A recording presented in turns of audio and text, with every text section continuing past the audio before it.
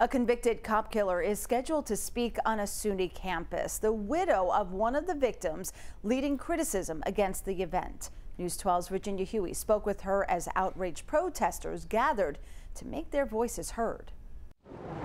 This is a terrorist, an assassin. The widow of slain NYPD Officer Joseph Piagentini of Deer Park slammed SUNY Brockport for inviting her husband's killer to speak on campus. This man has done so much in his lifetime, so much criminal activity. Diane Piagentini is demanding the state university cancel an upcoming lecture with Jaleel Muntakim, formerly known as Anthony Bottom.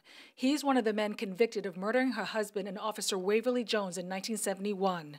Muntakim served nearly 50 years in prison for the murders before being paroled in 2020. I would not like to see the school be besmirched by hosting a brutal killer of police officers who will mislead your students by portraying himself as a political prisoner and a freedom fighter. Piagentini is not alone in her outrage.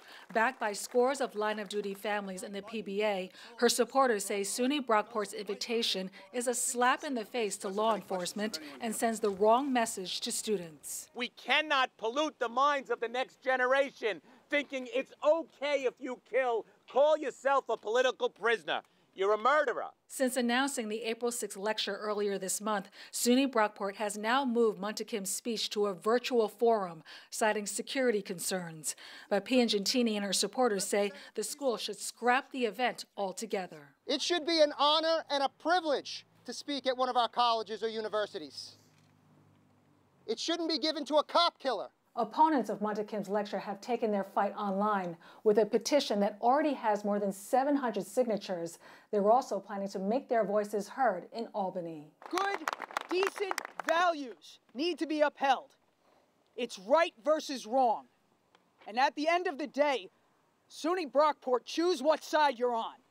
Rescind this invitation immediately. Virginia Huey, News 12, Long Island. And SUNY Brockport states on its website that the university hasn't canceled the speech because it, quote, believes in freedom of speech and wants to continue to encourage the willingness of the community to engage in critical and respectful dialogue.